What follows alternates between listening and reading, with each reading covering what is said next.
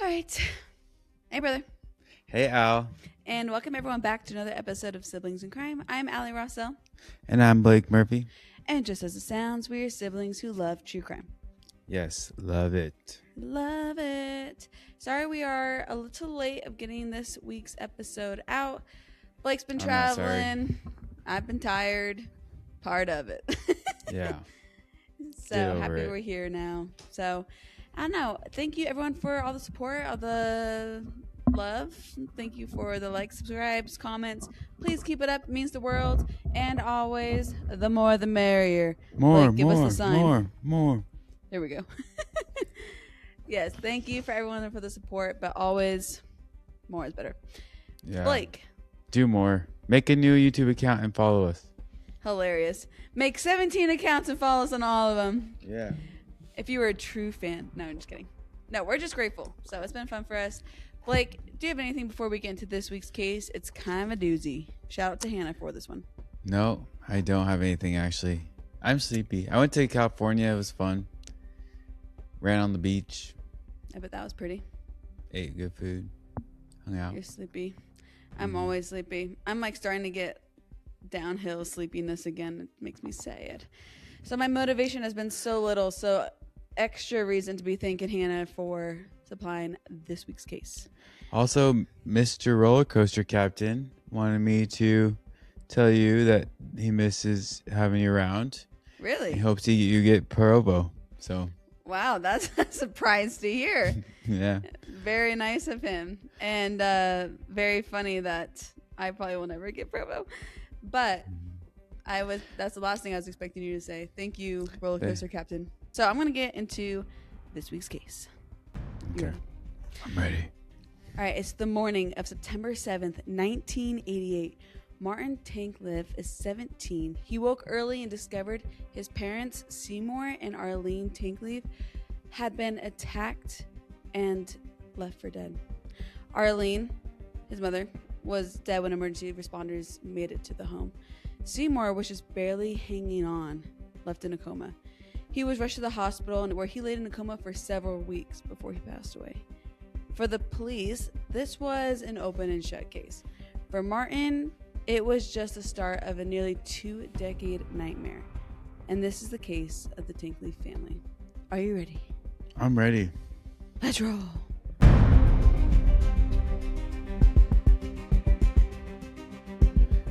You didn't even introduce it. You just said he woke up and they were dead. Yeah, that's what happened. Crazy. And we're going to tell you, and I'm about to tell you literally every single detail of why I laid it out like that. Because, good thing I caught it. Look at you paying attention to the intro all of a sudden. Okay, so let me tell you about Martin, the 17-year-old we mentioned. He was adopted by his parents, Seymour and Arlene, at just 3 days old. So, like, literally, basically from the womb. From where? Don't know. But Martin was raised Jewish, even though his family was Christian, which was really cool because Arlene was, like, super passionate about him being raised in his heritage and kind of keeping that aspect of him alive for his sake and just be able to know his lineage. The family lived in Belterry, Long Island, and that's where they raised Martin. I just realized, were you asking, like, where they adopted Martin from? Yeah. Or what country? Yeah, no. What I mean, state? he's in the States. I don't know, like, just California or where. But this is where the family is raising him. So Seymour, yeah. Or I'm just saying, like, I don't know where they adopted him from. But Seymour ran his own business. He was like your classic business guy, very passionate about just everything. He seems like the guy who's like always on the phone, you know. You never really know what he's up to, but he's working somehow. That's Seymour. And he had his own insurance company. So that's kind of like what made them a lot of money, where they were very successful. They lived in a comfortable community. Great upbringing. Martin's like, yeah, big time spoiled. So he actually learned a lot from his father. He wanted to go down the business route as well. So I kind of get the impression, like, kind of grow up to take over the family company or grow up to start his own company. But regardless, he wants to be in business and just do exactly what he did. So typical young man, just starting to get to his full potential. He's going to his senior year of high school. Okay. It's September 7th, like I said in the intro, just before 6 a.m. now in the morning. It was the first day of his senior year. So, like, kind of like those early morning jitters. He had set his alarm clock, like, for 6 o'clock, but he kind of naturally wakes up a little bit earlier, you know, like your outfit's laid out. He doesn't want to miss anything. Early to bed, early to rise kind of guy. Right. Just kind of excited for the last year of high school.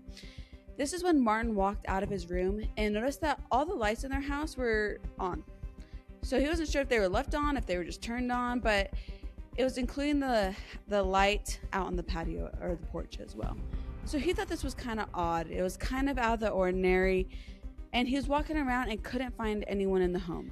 Martin walked down the hall to the main part of the house and found also that the front door was wide open. I, for one, would be very alarmed. Martin seems like this is kind of strange, but not to the point where he's getting a little bit more frantic as maybe myself would have been. Yes. So he continues to look around for his parents, and he started looking down the house to see if he could find any inkling that they were even home. He had gone into the office at this point now, where his dad had set up a poker table. Every week, him and his buddies played poker, and the poker table was just kind of always up in there. When he walked in, this is when he finally saw his father. He was sitting in his chair, covered in blood. So Martin rushed to his dad and tried to see if he was still alive. And his dad was like, he was calling for his dad over and over, and his dad just would not respond to him. So Martin called out and ran out to the kitchen, grabbed the phone, 911, calling for emergency services. 63, Seaside Drive in Belter. Whoa, I can't hear you. What is it? 33, Seaside Drive in Belter. 33 Seaside Seaside? Drive in Belter. It's off Crooked Oak Road. Belter, please, my Whoa, hold on. I can't write that fast. What's the corner street? 3. It's off Crooked Oak Road. Crooked Oak? Yes. What's your... No. Answer my question. What? What's your name? Marty Tankleff from his son. He's gushing blood from the back of his neck. Obviously she has a job to do, but she sounds a little intense to me. But Martin did... Trying to help him stay calm. Yeah, definitely not keeping him calm, I would say. She's barking orders. She runs the house, evidently. So Martin did everything he was supposed to do. Everything the police said, he did. But the entire time, he's still thinking about his mom, of course. He's like, okay, here's my dad. Where the heck is my mom? So he's calling out for her, and he never got a response. So this is when he took the time to go. So the look police around are the there, rest of the or house. they're just on the phone? They're on the phone. So their emergency services are on their way. In the meantime, he was like trying to do CPR or whatever the 911 operator was saying. But he's also getting really worried about his mom. So he took the time to go look for her. He went to the garage first to see if the cars were there. Very classic. You want, like, maybe she went out early. Well, the car's there. Nothing seems out of the ordinary. And that's when he goes back to his parents' room.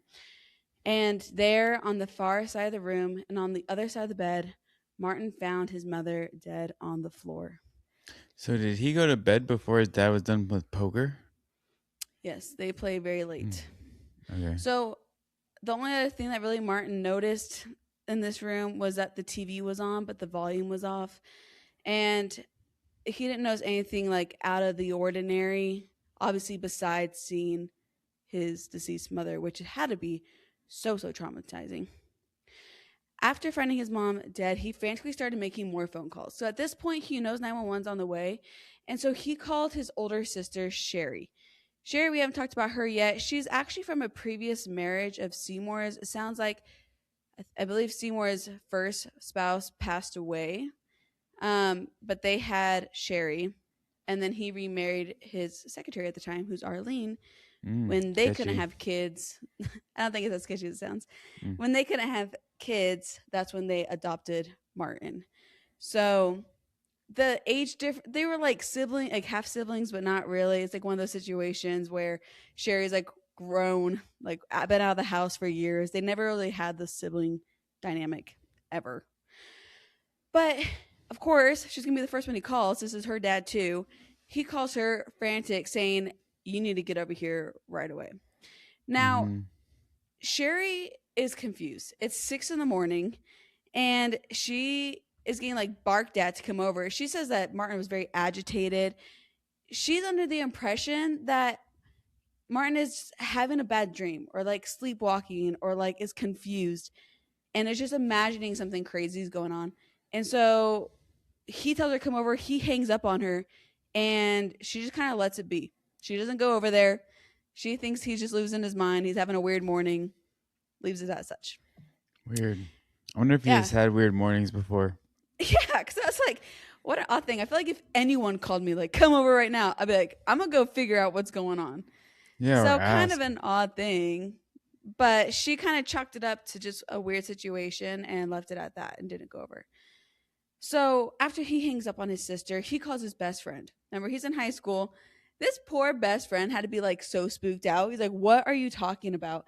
And kind of like Sherry, he doesn't really get the message across very clearly where people are understanding what's going on. He's just saying that there's been this crazy thing that's happening. And basically, the friend says he was just frantic. I couldn't understand him. And then he hung up. So, with nothing else to do, he's waiting for emergency services. Martin gets the thought, what if this person's still in the house? So he runs out of the house, runs next door, and waits at the neighbor's house for the emergency services to arrive, which seems like an appropriate thing to do, in my opinion. I I'd think be he scared did of it in his sleep. a sleepwalker. Yeah. Is that why Sherry's been like suspicious of him? That's why she was like, "Why are you sleepwalking again?" I mean, she didn't say the word again, but it is kind of weird to think that someone would be sleepwalking and calling you. Like, I wouldn't just jump to the conclusion that someone was asleep when they were talking to me on the phone. Yeah, but she could also be half asleep, being like, "What?" Like confused. That's true. She probably is. I mean, that's pretty early in the morning for like a Yeah. random frantic call. It's 5 o'clock in the morning. Beautiful. So Martin's waiting at the neighbors, and it doesn't take long for the police to show up. Like, he's only there for a few minutes. And Detective K. James McCready is the one that found Martin next door. And as you can imagine, this detective is bombarding him with questions. He's like, okay, what's your name? What did you do last night? What happened? And who do you think did this? Now, Martin told the officer he actually thinks he knows exactly who did this. Whoa. Yeah. Oh, business partner. He named Jerry Stuerman as the culprit, and he was Seymour's business partner. And they had been longtime friends. So it's funny you nailed that. I feel like business partners are always so sketchy. You gotta be really careful with who you choose as your business partner. Mm-hmm. But these guys have been friends Brett for so might kill long, me. Blake. You said Brett will kill you. I think Brett might kill me in the night. Be careful. You never know. No, but these guys have been friends for a long time. But in recent, like, weeks, months, timeline's not very clear. Their relationship had been struggling because, you see, Jerry also owed Seymour a lot of money.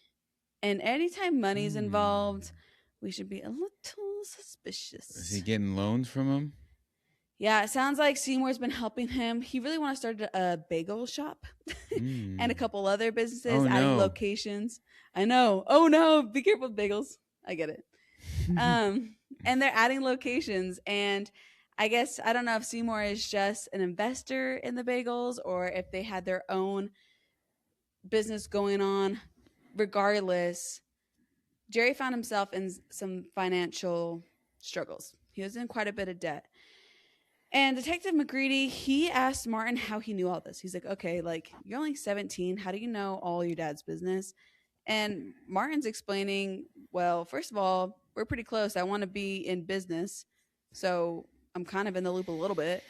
But he also explained that the night before, there was a game night. And like every week, they play cards all night long, which is so funny that they're playing cards into like 3 a.m. Like, that's how long they're playing cards. Right. Super early. And this particular night was just like the rest, where they're playing to 3 a.m. Martin said that after everyone had left, he had woken up because he had heard a conversation that was getting heated. Martin chose not to interrupt or try to intervene in any way. He just kind of woke up, heard some things going on, noticed the time, and went back to sleep. Then in the morning, Martin found this scene, as I described, that his parents had been attacked. So obviously to Martin, he's like, hello, go talk to this guy. Big deal. So of course the detective had Martin walk through the whole story, looking for any signs of dishonesty. He was looking for body language cues. He was just hearing step by step how Martin shared everything, how he started CPR on his dad, how he applied the pressure with a towel to the wound. He went to the garage, didn't see any cars missing, went to the family room, found his mom. Laid it all out for him. A couple things did stand out to Detective McCready. The biggest being the blood evidence left behind. They had found blood on the wall by the light switch in the master room, but there wasn't any blood on the garage doors or anywhere near the garage. So he's wondering to himself at this point, was Martin lying? Was he faking like he actually checked the garage for the cars like he actually cared? Or is he telling the truth and he only went into the master? But if he's the one that flipped on the switch, could that be how the blood got there? So Detective McCready, he, after walking through the crime scene and hearing his story, he started to notice some inconsistencies with the story. And because of that, Martin kind of quickly became on the top of the suspect list. Suspect number one? Suspect number one. You got to always start with the family. So keep that in mind. But suspect number one. Did he admit? So he admitted to hearing an argument but decided to sleep? And they went back to bed. Yeah. He said that someone came back in. There was a heated discussion. He went to bed and woke up to his family being deceased. Well, at this point, his dad was in a coma. I'll say it takes about a week or so for his dad to pass away. What were the wounds? Away. Gun shots? No, there's knife. Knife. Yeah. Okay. Really, really disturbing. Very, very gruesome scene. So while the detectives were interviewing Martin, literally outside the house, like Martin's like sitting on like the hood of the car and they're like chit-chatting. Myron Fox showed up, almost as if on cue when they're talking about him. According to some reports, he kind of goes by like Uncle Mike to the family because of how close they are, but he's the family attorney. So he rolls up on the scene right as they're talking about him, and Detective McCready went over to speak with the attorney privately, introduced himself, and Uncle Mike, you can call him, handed over his business card to the detective. So this is where it kind of gets fuzzy. According to McCready, he told Myron, Uncle Mike, that they were in the middle of interviewing Martin, and Myron never said anything along the lines of wanting to be present, represent Martin, anything like that. Evidently, he just told McCready to let him know if he had any questions or they need to get in contact, because he was actually going to head to the hospital and go visit Seymour because they're good family friends. So that's what the detective says. Because of the lack of intervention, though, from the attorney, McCready continued his interview. Now, it's always a dangerous step, but this became a point of contention later because we had the family attorney of this 17-year-old saying that he was obviously there to represent the kid and that he planned on representing him. Then we have McCready, who said that he didn't know he was supposed to be represented. And I guess it later came out that it was told to him, but not for like a few hours. So like at 1:20 p.m. that same day is finally when this family attorney said that he was going to be representing Martin. But at that point, it was too late because the interviews already happened. Anyway, so they are pointing fingers at each other the entire time. Is someone lying? Is someone just not being honest on the stand? I don't know. Miscommunication. Who knows? But that's an important thing because obviously you can't be represented. If you can't be represented by your attorney, that could come up in court later. Mm-hmm. Regardless of all that, as if everything doesn't kind of already feel a little weird and fishy from the attorney's point of view and from the 17-year-old's point of view, it's going to just get more fishy. Because Detective McCready said that Martin never asked how his dad was doing and never wanted to go to the hospital. And to a detective, that's obviously a huge red flag.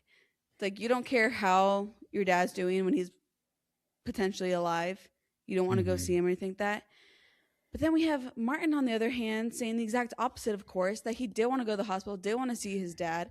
And in fact, Martin's testimony says that he was under the impression that he was going to get a ride after the interview to the hospital.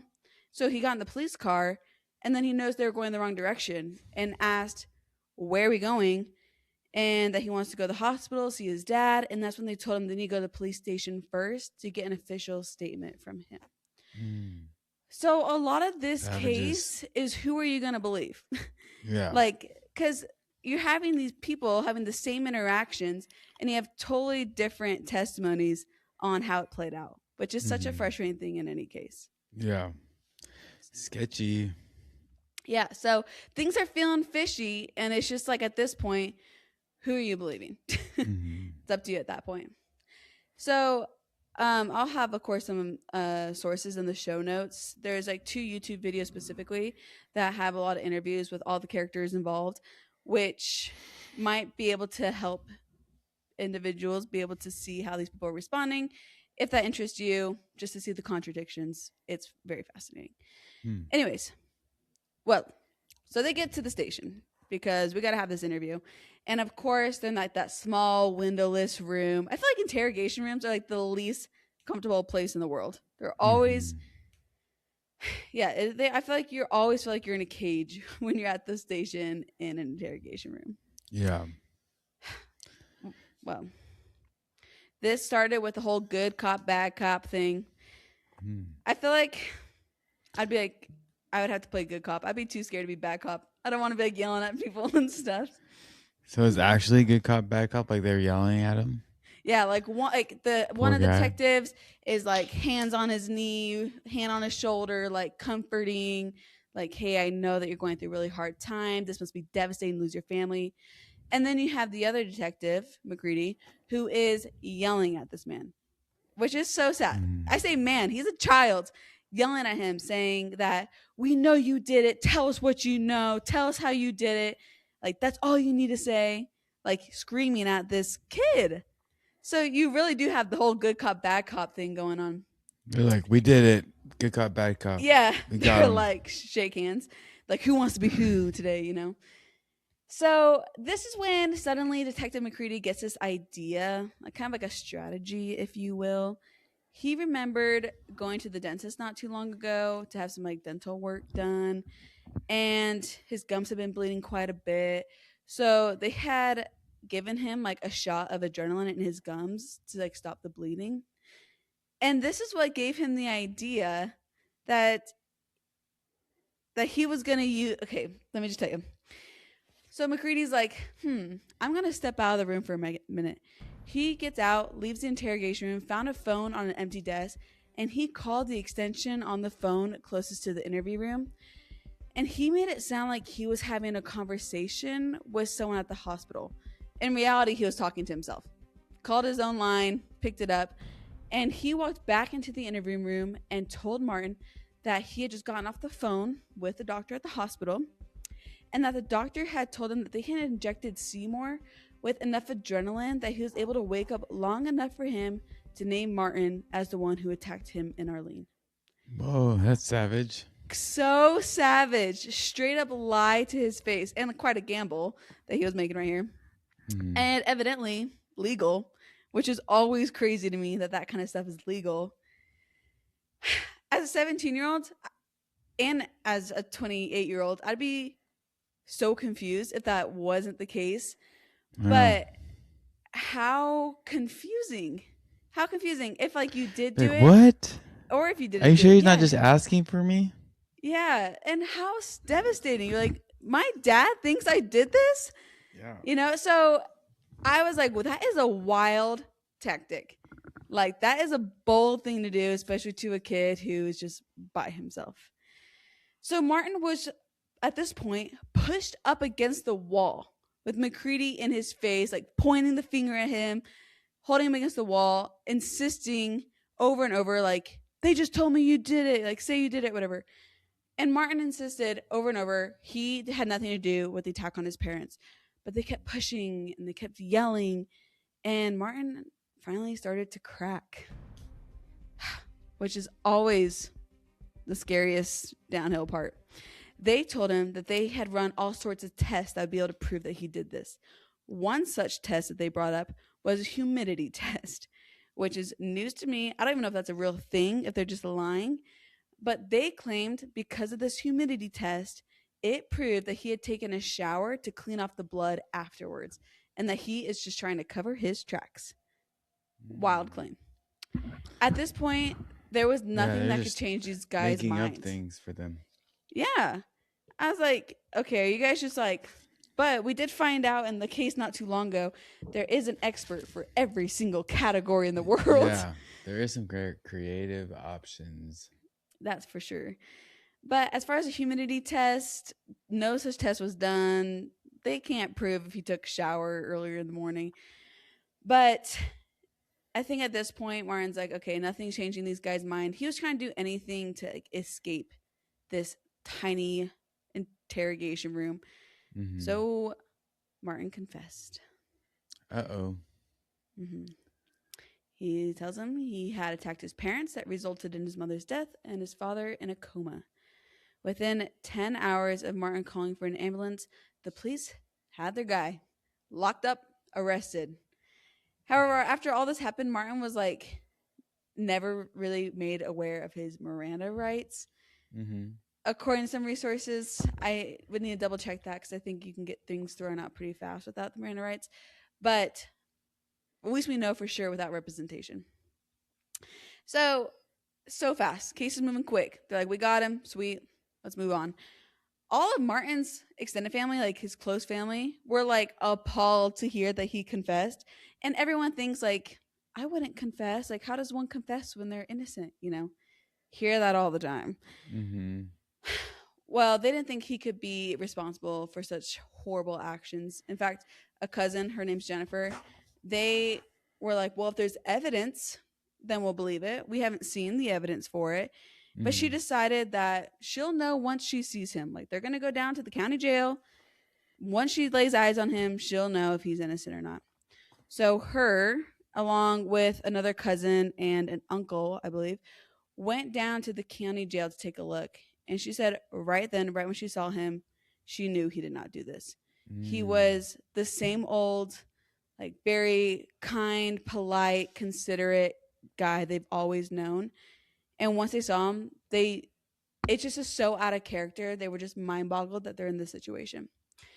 The other cousin was like, no, Martin is too skinny to be able to pull this off. He does not have the strength to do this. Especially a knife attack.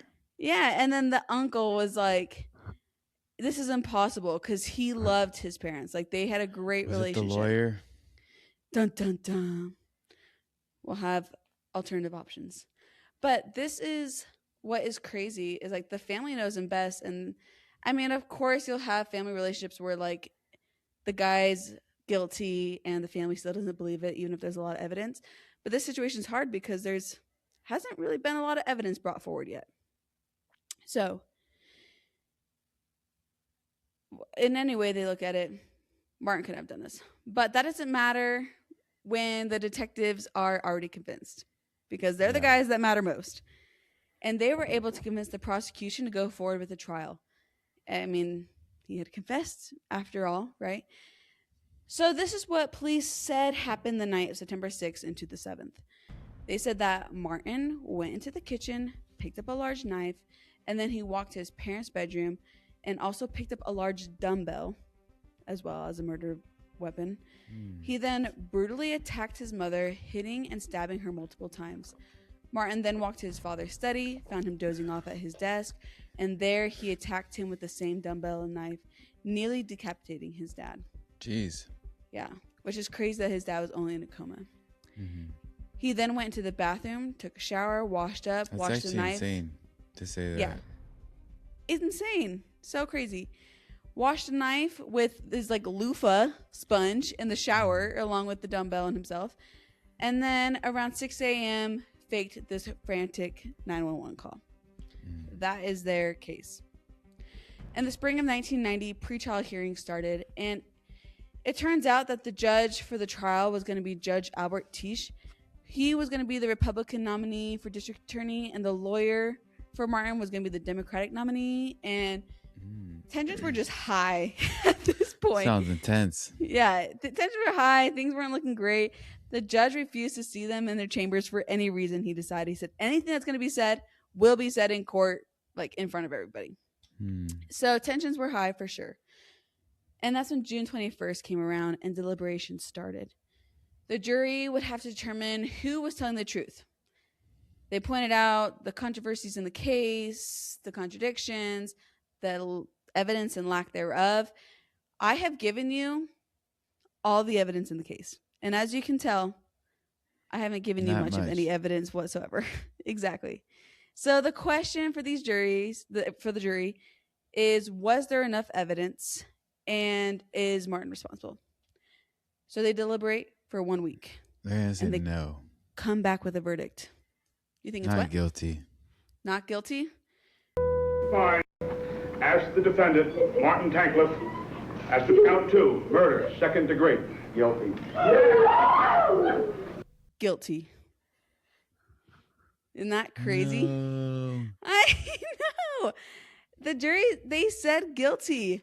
I was shocked. And you want to know the driving factor why they chose guilty? What? They thought Martin never showed enough emotion when on the stand. That's I not said, fair. we are too emotional of individuals. We don't know how people grieve. We don't know how, maybe they're in shock. But you can't look at the evidence, like, and the lack thereof. I was shocked to hear that because, like, it didn't seem like anyone was looking at the case. Everyone was looking only at Martin and human responses, which can definitely play a factor, but it definitely is a little surprising. Yeah. Crazy. I know. So, 17, guilty, parents, murder, wild. Detective McCready had kind of a reputation as someone who would do whatever it took to close a case. He never really relied on or even waited forensic evidence to come back. He kind of had his system. Yeah. He's like, I know how to get the statement of guilt needed. And McCready, when this was brought to his attention, he claims that he doesn't come from a family of 3 homicide detectives and a long line of police work just to arrest innocent people. I mean, I like to think that you would never arrest an innocent person intentionally. I will say, though, he has a wild amount of cases closed based on confessions alone. Really? Like a suspiciously large amount. I'd have to go back in the documentary and listen to it again. I think it's like 200 plus. Dang. Which I'm like, I think we should go back through his work. Yeah, so basically he gets confessions any way necessary like he did earlier, and so can get people put away. Which is crazy that is working for him, especially nowadays. I mean, this was the 80s, 90s. Especially nowadays, though, like we have so much access to forensics. Like usually DAs don't even take on cases if there's any forensic evidence. Like they would not have moved forward with a confession alone nowadays. Yeah. I like to think. It sounds like it in our more recent cases. It also depends who you're working with. So the whole thing's a little frustrating. And one of the biggest things that's frustrating is that they did actually run some forensic tests that I don't even think he waited on, first of all. But at the bare minimum, no one took a look at it. Nevertheless, the prosecution. What they tested was the bathroom to see if there was any blood evidence. And there was never any blood found or tissue found in any part of the bathroom, especially like, when their whole case is saying that he took a shower to clean off. Yeah. No blood found anywhere. Add that to the supposed murder weapons, the knife, the dumbbell, even microscopically examined, there was no blood found on any of those items in the house. It's not like they were able to like positively ID which knife he would have used in this crime scene either. So that alone seems to point away from Martin, in my opinion. So the weapons that he supposedly used weren't even around, weren't even there. Well, they wouldn't be able to identify like this was the knife because of this type of length and all that stuff. So they didn't identify like what weapons they would have been. On top of that, they went under a microscope to find out any evidence on it, and none of the knives, none of the dumbbells, nothing had any blood evidence, which is very hard to do. If you like are just like trying to clean something, like usually something is left behind, some forensically. And that was not the case in the story. Nothing was left, or that was the case where nothing was left behind.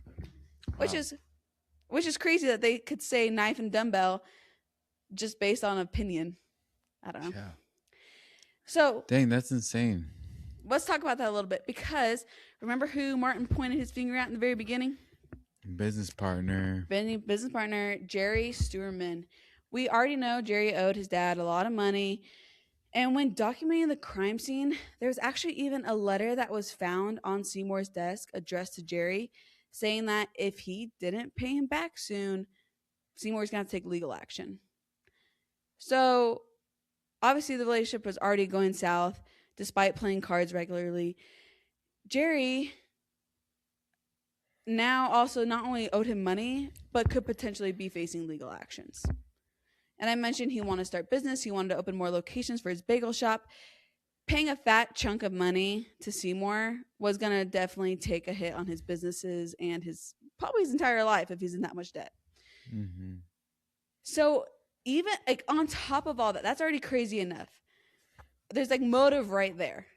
But get this, a week after Arlene died and Seymour is still in a coma, Jerry withdrew $15,000 from a bank account that he shared with Seymour, named his girlfriend as beneficiary on his life insurance, shaved his beard, changed his hair piece, took on a fake identity, and fled to California, staying for a time at the Big Sur resort.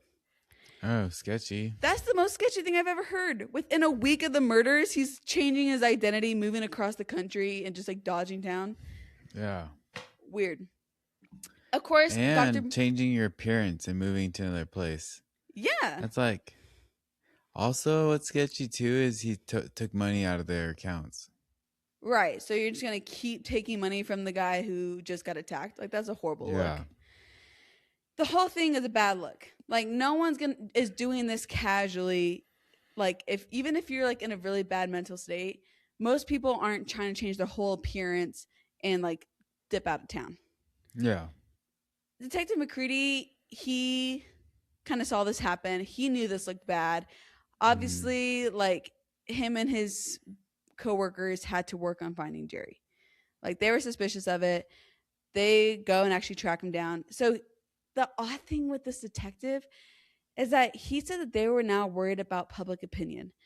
Not because this guy looks suspicious and they already locked up a 17-year-old, but that they now had to work 10 times harder to prove that Jerry wasn't the murderer. That is bad police work. Like, you're worried. When Jerry goes on the run, as the detective, he's worried that now he has to work harder to prove that Jerry's not guilty, because like Jerry looks more suspicious now. Dang, what a sketchy person. What a sketchy person. I was like, how did you even become a detective? Because you would think, oh, maybe I got it wrong. Maybe we should look into this guy.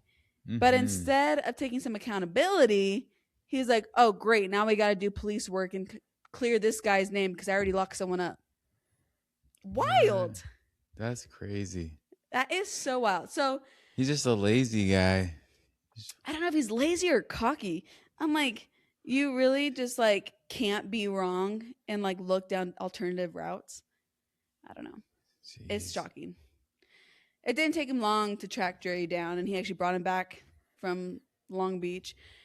And when he returned, his explanation was that he had mounting personal and financial problems. He just basically said, like, I had too many problems in just the last 20 years it's been building up, so he staged his own death. That's what he tells everyone. Never charged with anything like beyond, like regarding this. It's just like not the behavior of an innocent person. Like bad timing if this is your reaction to some other life struggles. So that's my opinion, of course. That's not an innocent man, in my opinion, sounding, or not what innocent people do. When interviewed and pressed on if this like rang any warning bells for the detective, McCready simply insisted Jerry would never hurt a fly. Who? Jerry would never hurt a fly. That's what the detective said. They said the jury. Oh, Jerry. Oh yeah. I was like, How would you know? yeah, this is just your opinion. That's what I'm saying. I think that this cop is cocky. He feels like he can read everyone perfectly. He understands body language better than anybody else.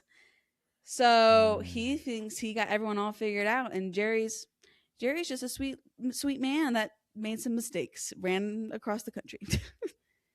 So That's wild.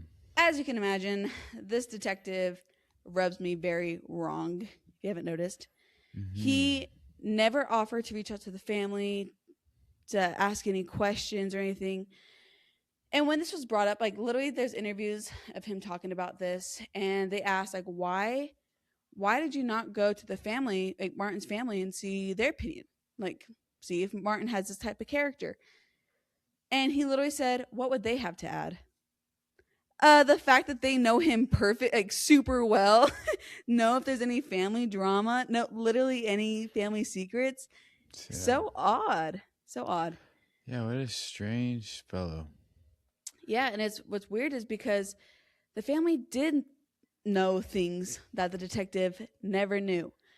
One of which is that, say his parents died, and everyone in the family knew that Martin wasn't going to get any of that money until he was 25 years old. He's only 17. So the family's like, we all know he wouldn't have access to that money. Why would he have killed them without an immediate payout and have to work for 8 years before he got any money? Like, it seems like a weird time if money's your motivation to like kill your parents. Maybe he's just young and confused. Like confused about how it works. Yeah, like maybe he thought he was going to get the payout right away and the family knew otherwise. Mm-hmm. Well, that's an interesting detail though that the detective didn't even know about. Like, and he says he didn't know. He's like, why does that matter? So I don't know. In my opinion, it does kind of fizzle out some of that suspicion. I feel like if the family, like extended family, knew he wouldn't get any money until he's 25, surely Martin had an idea that he would have to be working for the next 8 years. Like, and he claims he was spoiled. Like, what's the point of doing that when your family's paying for everything you do anyways? True.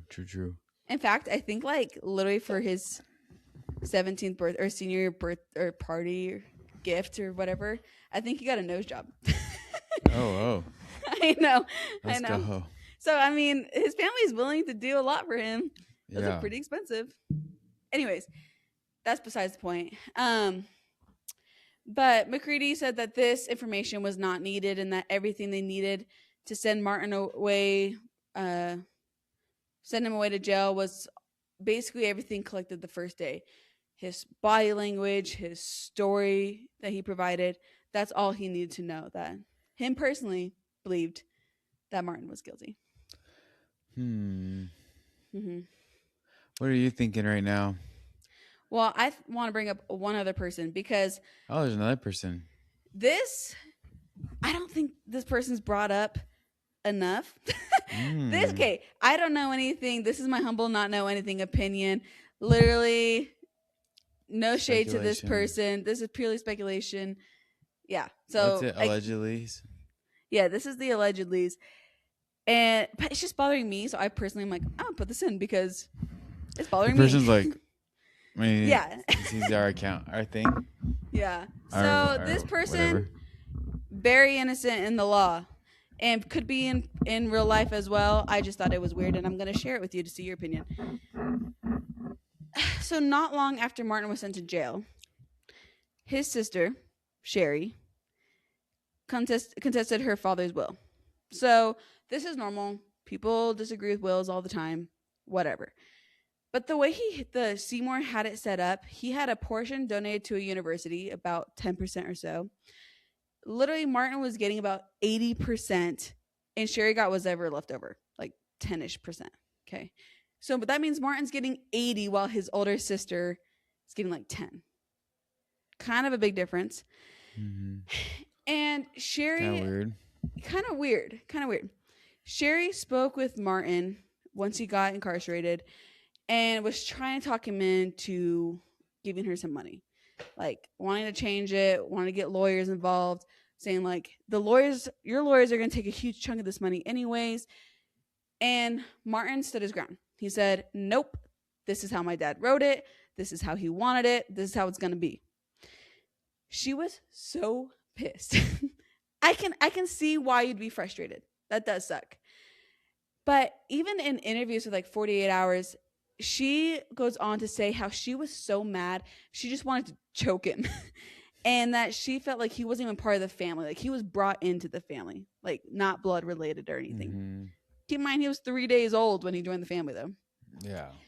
So like I said, saying these things doesn't mean that she could have been involved. But if one of the two siblings had a motive involving money, I don't think it's Martin. Mm-hmm. So my She's theory sounding that is sketchy. my theory that's completely not a theory in the eyes of the law whatsoever is, could she have been involved, get Martin framed, he's locked up, she gets money. That could be wrong. That's probably wrong. No one's talked about it besides me and Hannah. You could happen. Could happen. Or she just like knew her dad was rich and was like, why am I not getting any money? Like I should be getting more money. And maybe she didn't even know that she had that little when he died until the will came out. Maybe she thinks it's sketchy that he has 80% too. True. Other people could as well. I think though, if Sherry was involved, maybe Martin would have been a victim as well. But then fingers would go to her more likely. So I don't know. But what was Maybe odd she thought to she me? could convince him. True, especially being so young. Well, what was weird to me that was brought up later, like in Martin's interview, was that she was like fighting this will, and she eventually won. Because keep in mind, Martin's in jail, so it's not like she sues for this, she won. I don't know like what percentage she won, but she won. And once this was finalized, she threw a party to like celebrate that she's getting her weird. money. People Very are weird. So that's just a little distasteful, in my opinion. Yeah, she's in it for the money. Yeah, Martin spoke on this, and he said that it hurt to see her celebrating, not because of the money issue, but now it feels like she's celebrating that her parents died because she got this inheritance. And Martin's like, for him, it's not about the money; it's that the truth comes out, and that this is looking sketchy, which to me looks sketchy. Anyone could say that though. Anyone could say it wasn't about the money, right? Because he's kind of stuck no matter what. That's what I'm saying. Is that everything Martin says is depending on if you believe him, and any of these people. Everyone has different stories. So the facts of this is that Sherry was mad about the will, filed the lawsuit, won it, and threw a party. So my own speculation is that maybe it's not as completely innocent as it seems in the public eye. It is odd to me that she never also backed up her brother from what Hannah could find. Like the whole extended family is like, no, he's innocent. He's a sweet kid. He would never do this. And from what we could find, close though. Maybe he's just like a stranger that might have killed her parents. Yeah, that's true. I know they're not super close in the sense of siblings, but they're like related. You know, I don't know, because like cousins are backing up and aunts, uncles, like extended family. And they're like there at all the court hearings and like want him to be exonerated and like evidence, all stuff. And from what we could find, Sherry was not there for any of it. She didn't back him up, was not as supportive, not active in his claim to innocence. And she was the only one.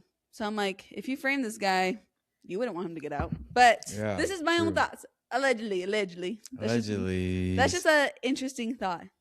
So now insert Jay. Oh, dang it. Hannah. I forgot to write down the pronunciation. She does so great with putting in pronunciations for me sometimes. Jay Salpeter. Salpeter. Salpeter. Salpeter. It's probably really easy to say. I'm just unfamiliar. But we're going to call him Jay. He's a private investigator who took an interest in Martin's case 13 years later in 2003. All right, so 13 years later have passed since our story began. Wow. Martin in jail and his for family. 13 years, huh? Yep. Martin and his family outside of Sherry had been fighting for his case to get another look at, and that drew a lot of attention, specifically Jay's. And this one is like one of those ones that just don't fit right because the evidence doesn't seem to be there. And so this is what drew Jay to take it on. So, upon his investigation, he was actually able to find a very compelling witness, and that is Glenn Harris. He is a convicted burglar, believe it or not. Burglar. You violated an area protected by a security system. Our house alarm was so scary. Yeah. Well, Glenn, he claims to have been the driver for the night of the murder and was accompanied by 2 other men. Joey, goes by Guns, comforting, and Peter Kent, who are 2 other criminals. Well, according to Glenn's story, this is how it played out. His role was to drive to an upscale neighborhood and stop the car when prompted. The other 2 would hop out and burglarize the house chosen that they stopped at, and then they'd hop in, speed off, split the money. This is a burglary. Is there any burglary? I didn't hear anything about something being stolen. You are right about that, because according to Glenn's reports, that everything started off according to his plan. They pull up to a house, the guys jump out, but things seem to have changed, because when the guys got back in the car, their demeanor was completely off. He said this was not a typical robbery. First of all, they brought nothing back in the car with them, so he's confused. And then also on top of that, he said they were super anxious and very winded. And Peter specifically wanted to get out of there as soon as he can, and neither opened up about what went down in that house. On top of that, Glenn said that Peter even allegedly burned his clothes later. Okay, so Glenn said he kept quiet because when he saw the news about the murders, he didn't want to be involved. He didn't want to be an accomplice or anything. He had just gotten out on parole. So, according to Glenn, he thought they were going to go rob a place. Something might have happened. All he knows, he was at this house. This looks bad. Now I see that there's murders on TV. Yeah. According to your expert co-host, I know, I was about to say, nice little subtitle you just gave yourself. Okay, I like it. Carry on. Is this guy trying to get out of jail? Is he trying to get a lower sentence right now? I think he's already out. He's at least on, I believe, on parole by this time. So that's what I was curious about. Can you trust a convicted burglary guy? I mean, if he's on parole, I mean, he's way more reliable than if he's trying to get time off. Mm-hmm. Yeah, I actually don't know for a fact on where he is at the point where he comes and confesses this to the private investigator. Don't know where the private investigator found him. I'll have to double check that when we get off the phone. But, of course, the PI is like, okay, I'm sniffing down this trail, baby. He goes and finds Joey Guns. And an interesting connection from Joey to the case is that he knows the man who had previously been completely dismissed by Detective McCready, the guy who wouldn't hurt a fly, Jerry Stewart. More so, Joey Guns. Stewart isn't looking so innocent anymore. That's what I'm saying. Joey Guns actually more so knows Jerry's son, Todd. But now the question is it possible that Jerry hired Joey for a hit? You mentioned a hit right off the bat because they didn't steal anything. So was that intentional, or was it a robbery gone wrong, or is everybody lying? Everyone's lying intentional. Isn't that so frustrating? Why does everyone got to lie? So what stinks about this lead is that by 2004, when there's finally motion for a new trial based on newly discovered evidence, Glenn denies testifying. He did not want to be involved with the murder. He didn't want to speak with the assistant district attorney. However, there are dozens of other people who have spoken up about the whole Glenn situation and who corroborate. I think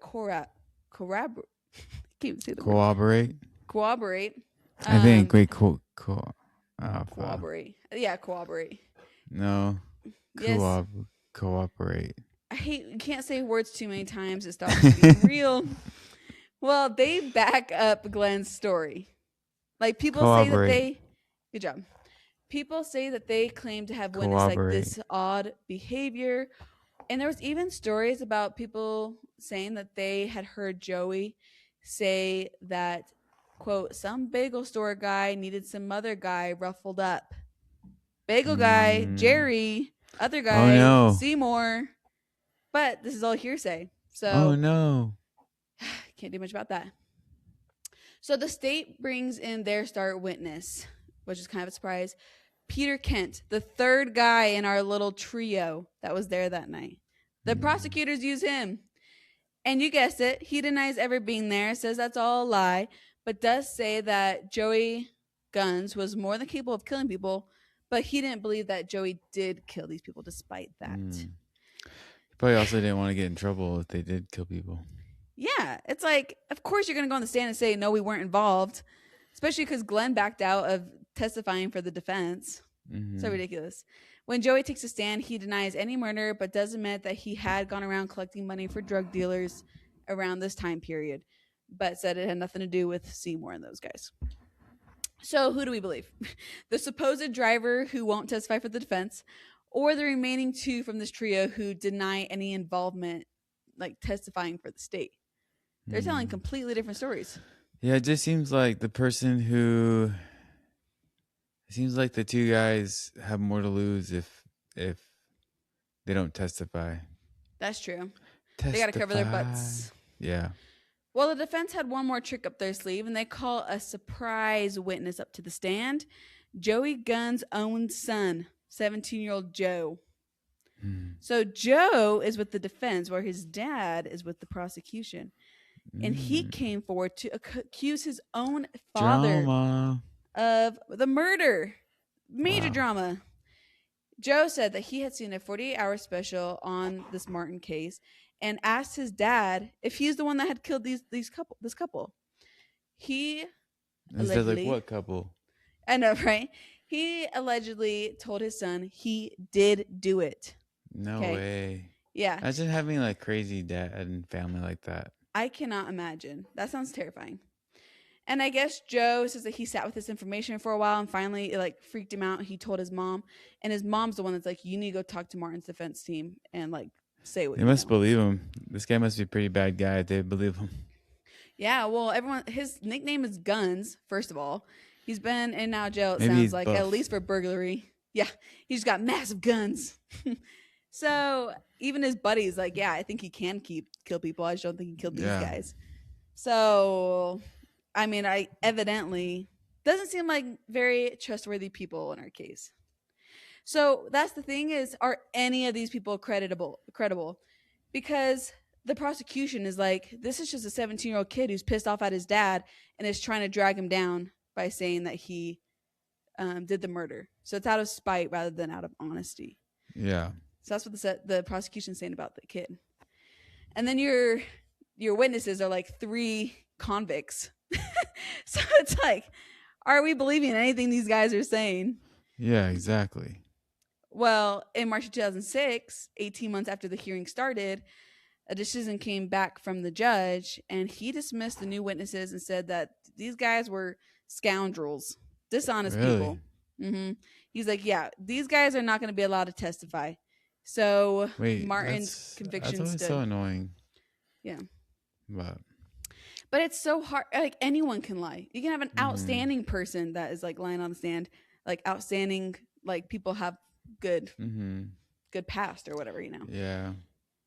It's kind of like back in the day, the mob would always like intimidate witnesses and stuff, so they'd lie and get away with stuff. That's what it feels like here. So they have one last hope to try and get Martin out if he is innocent, and that's an appellate court. An appellate court. I think I'm saying that right. The purpose of this appellate court is to determine if the trial that just happened was fair and followed the rules. So I'm sure you've heard this before. If the party was deemed to have lost the case, feels like they were not able to have everything presented that would prove their case, then they can appeal the decision due to some error in the trial. So in 2007, we have 4 judges that will hear this appeal. Martin's team argued that even if these criminals, the witnesses, had a sketchy past, they could still be telling the truth. The defense lawyer, like I was just saying, argued that the prosecution used criminals like this all the time in their cases, and it was credible then. Why is it not now? Which is so true. Like, you see that from the state all the time. They're like, oh, this guy was in jail and confessed this. No, the prosecution does this all the time. Oh. Yeah, but now when the defense is trying, they're throwing it want out him. saying it's not credible. Which, I mean, it's hard to Sketchy. tell. Hard to tell. So everything we've discussed, the lack of investigation, evidence, other leads, etc., was brought forward at this appellate court. December that year, the court reached a decision. They unanimously voted to overturn Martin's conviction, That's good. and Martin was told to pack his stuff. He was going home. Yeah, and of course, I'd as be so scared if I got told. I mean, like, are they gonna like change their mind? I need to hurry and grab all my stuff and get out of here. Yeah, and then when you get out, I'd be so scared because I'm like, I'm thinking these guys all murdered my family. They're gonna be so pissed at me. Like, I don't want anyone coming after me. So, Yeah. as we know, an overturned conviction means a court ruled the original trial was legally flawed in some way, like wrong verdict, something along the lines. So they threw out the guilty verdict. This is not that he is innocent or exonerated. So it just erases the conviction and typically opens the door to a retrial.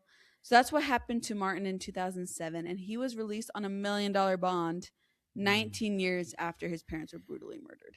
Wow, that's crazy. Yeah. Still so out on bond? Well, you'll see. To the family, he was the same old Martin, which like is what surprised him the most. They're like, wow, jail didn't harden you? Like they were thinking he was gonna come out like a convict looking guy, you know? Tatted up. Yeah, he's seen things, you know. But Martin always said that his body resided in the prison, but his mind and soul were outside, and he just like held on to the truth. The courts were not done with Martin yet. The governor appointed a special prosecutor from the Attorney General's office to investigate and see if Martin should be retried for the murder of his parents. Martin, on the other hand, he wasted no time. He gets on bond. He goes straight to college. What a beast. I'd be like, I got to regroup. Yeah. I gotta take some time. I gotta focus. I know. Like that's like so much emotional damage. He went straight onto working on becoming a lawyer, like going on to try and pass the bar. Like that's what he did in jail the whole time, was like study up. And he worked closely with his team to prepare his own case. This is like happening fast because only 6 months later, he returns to the court, prepared to defend himself to the end, of course. Dang. He said this is where the answers were going to come out, including one surprising bit of evidence that came out from the special prosecutor's investigation. Something that had been overlooked for decades, which is crazy. What they found upon further investigation, on Arlene's bedsheet, his mom, there is an outline of a bloody knife. And this knife did not match any of the knives in the Tankleff home. So someone had murdered the parents brought in a knife and had left the house with the murder weapon.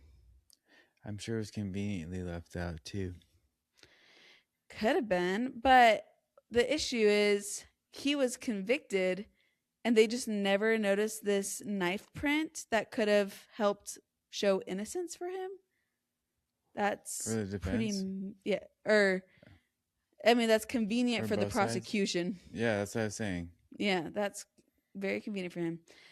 So the special prosecutor reads his findings. So he went over the whole investigation, see if this other detective McCready did his job.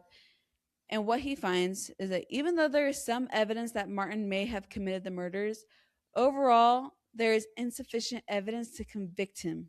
And Martin is finally free, all charges dropped. That's awesome. Good for him. So happy for him. It took like almost 20 years. Yeah. How frustrating. That's insane. It's so insane. Because as of today, there have been no other suspects in the murder of Seymour and Arlene Tankleff. Like this, it goes nowhere, which is so frustrating.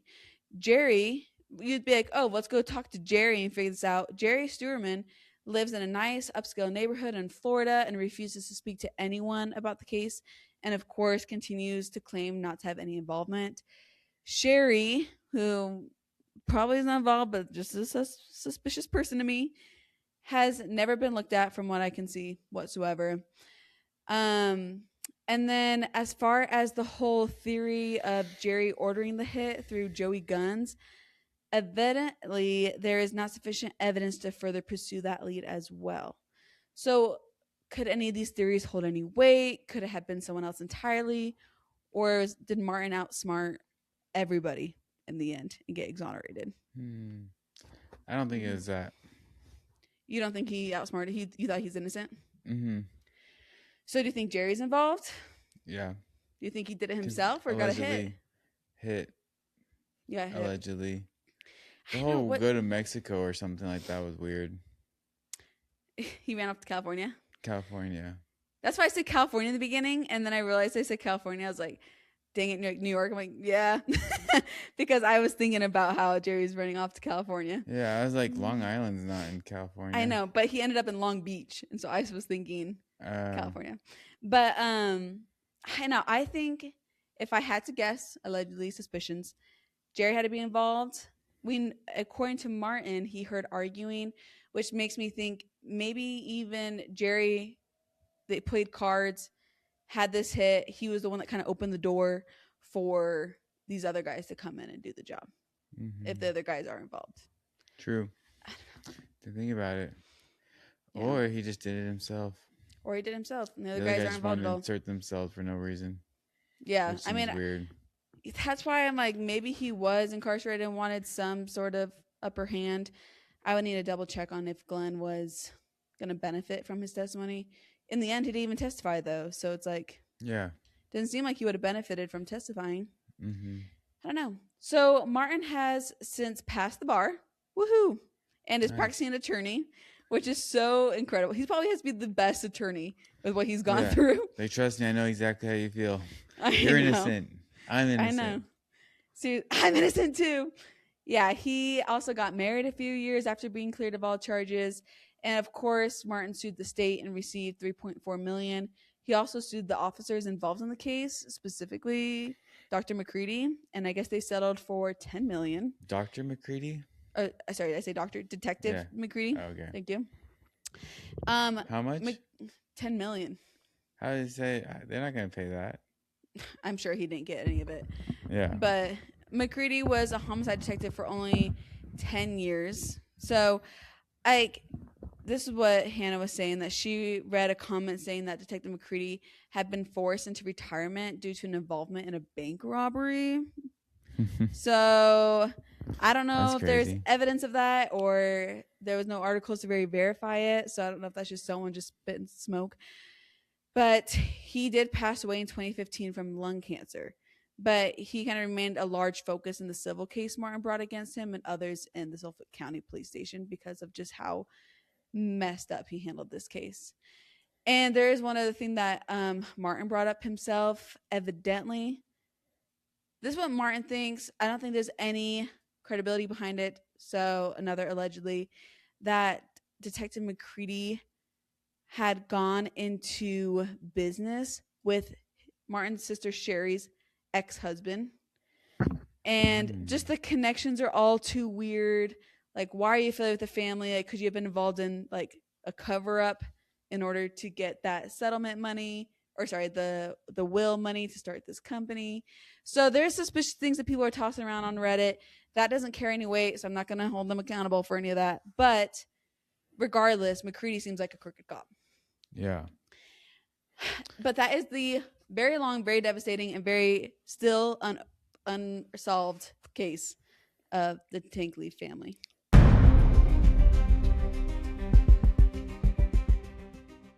Jeez, that was weird. That was a good one. I know. It's Nicely such a done. wild one. I know. It was so weird because I was like, you're telling me like we haven't gone further investigation into this? It seems like a pretty big deal. Yeah. So that's a bummer that Martin had to, if he's innocent, which I believe he is, had to spend 20 years to clear his own name when he was really close with his parents. And there is still no one held accountable for those murders. Yeah, true. So sad. That's sad. Yeah. But glad he eventually got out and he's helping others now. Yeah, which is so cool. And I love to see that. I'm like, he's gotten very involved in like wrongful convictions and things like that. So he's doing what he can, which is great. He went from wanting to be a businessman to being an attorney. Yeah. Paved the way. Crazy. Yeah. Anyways, well, that is our case. And you do have I don't. You do not have true crime news for us today. No. So thank you for listening. We'll be back next week with another episode of Siblings in Crime. Adios, amigos. Adios. Thanks for tuning in. I'm changing that. Thanks for tuning in. to the Says SIC your expert Express. co-host and the other co-host. Savage. What makes you an expert? I'm expert co-host. You just sit there. All right, I'm gonna stop it.